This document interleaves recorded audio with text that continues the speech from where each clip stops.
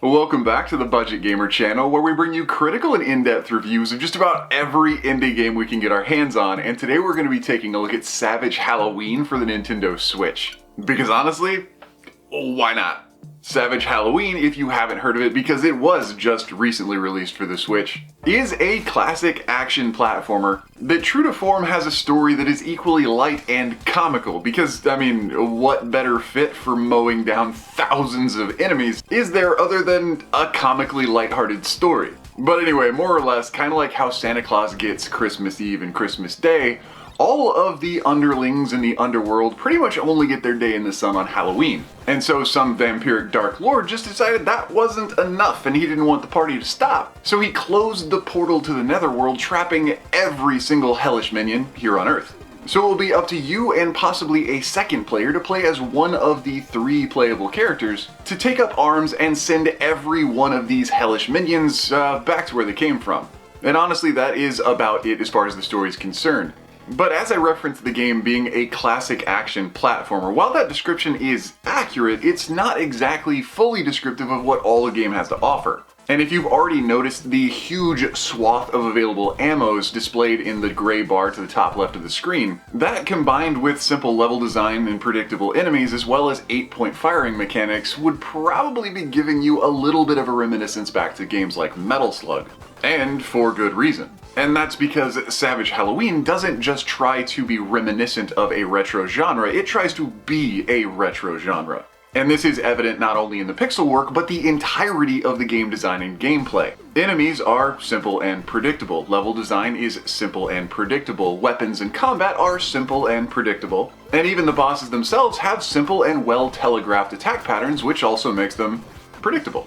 And while this may sound like it might make the game a bit boring, it's actually one of the iconic characteristics of earlier arcade-style action platformers that's kind of gone the way of the dodo in modern gaming. A player who knows their stuff and is able to read the situation should be able to make it all the way to the end of the game on one life. Because there should be no situations in a game where they're just cheap deaths or poor enemy placement. And there should always be some sort of tell or low stakes learning environment for a player to learn the situation before they have to engage in it. And while I can't say that Savage Halloween does that perfectly, it does do it pretty darn well, or at least enough to be really exciting to gamers like myself who grew up in that era. Overall, there are 7 levels to the game, and when I initially saw that I was thinking, okay, another 2 or 3 hour playthrough, no big deal. But Savage Halloween is a much bigger game than that. Even with predictable low HP enemies and simple level designs, there is a lot of death and dying, and not all of it is due to enemy placement. Players will have to not only anticipate but react as they learn how to play through each of the unique world levels. Every single one of the level's environments is just a little bit different and introduces a couple new enemies. But like I said, once you learn them, learn their placement and their attack styles, they're again fairly easy to predict. Not only that, the game isn't restricted completely to action platforming as it's probably typically seen. Every once in a while you may have to combat your way through a flying gunner situation or even the runaway minecart style gameplay and learn entirely new ways to combat the enemy. And so these change-ups in gameplay, all the unique different ammo types, as well as the ability to switch between 2 different difficulty modes and add a potential second player, give a lot of variety to Savage Halloween.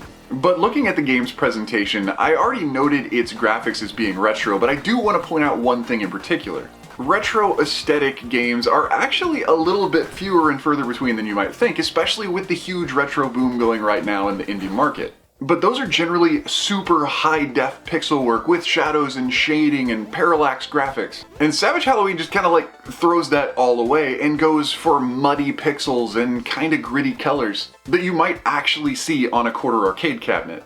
And with the truly retro-inspired gameplay and the kind of grungy Halloween theme, it's really perfectly suited as far as its aesthetic. Audio-wise, the entire game is backdropped to a rock Halloween theme that's all been interpreted into chiptune music.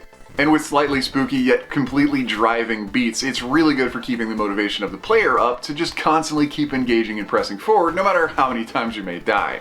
But that being said, and with all this lavish praise so far, there are some things a player might want to note before diving into Savage Halloween. And first and foremost of which is probably that Savage Halloween isn't exactly a modern rendition of a retro game, it's more of a reinvigoration of retro gaming itself. And this does come with all the wonderful nostalgia, as well as all of the wonderful pitfalls and frustrations. Overall, Savage Halloween really doesn't bring anything new to the table. But because it was so well done, I can honestly say it's almost like you just found an SNES game that you had never played before. And so while it's certainly nothing new to the genre, it is a new game within the genre, so if you are a fan of action platformers and shooters reminiscent of Metal Slug, then you're probably going to have an amazing time with Savage Halloween. Other than that, I can easily see a point of contention between gamers, some thinking that Savage Halloween is too easy while others think it's too difficult. Even though it is a simple game and is very straightforward, it is pretty darn difficult. It offers a really good challenge. But there are a handful of extra lives scattered throughout the game's entirety, and you do start off with 3 lives to try and make it through, as well as 3 continues. And so for retro gaming fans who are really exclusively tied to the truly conventional bounds of arcade-style gaming, 3 lives plus 3 more additional continues plus the ability to start back at whatever recent area you've unlocked might just seem a little bit too easy. But for the rest of us, I was really happy I didn't have to lose all of my progress when I got a game over. And as a potential final nitpick, that as I kind of already mentioned, again, having a retro style game, also having the flaws of retro style games, enemy placement is something that did frustrate me from time to time. And like I said earlier, you not only have to react, but you have to anticipate enemy placement. And I am never a fan of when you can encounter enemy fire from off screen. That just always seems cheap. And so while it did happen occasionally, and I did occasionally find myself in a position where I was like, that enemy shouldn't have been there, it didn't happen often enough to make me feel like the gameplay itself was cheap, and overall I did have a really good experience. But one last thing is on the variety of ammo, which seems really fun and really awesome for causing variety in gameplay. They do possibly help out, and maybe some are more useful in very specific situations, but having to shuffle through them and the fact that they're on limited ammo counts, I don't know, to me and a couple friends I had play the game while I was there recording, it honestly just seemed like your base weapon was the best one. But anyway, that does about bring us to the end of the review of Savage Halloween now for the Nintendo Switch, so if you enjoyed the review, or especially if you found it helpful, feel free to throw us a like or a comment to show your support. And don't forget to click that little bell icon when you subscribe to stay updated with the latest content, because there are new and unique indie games coming out literally every single day. And so whether it's an easy hard pass or an absolutely unforgettable gem, because we are one of the only YouTube channels that exclusively covers indie games, chances are if it's on the Switch, you're gonna find out about it right here. But anyway, this has been The Budget Gamer, so as always, thanks for watching.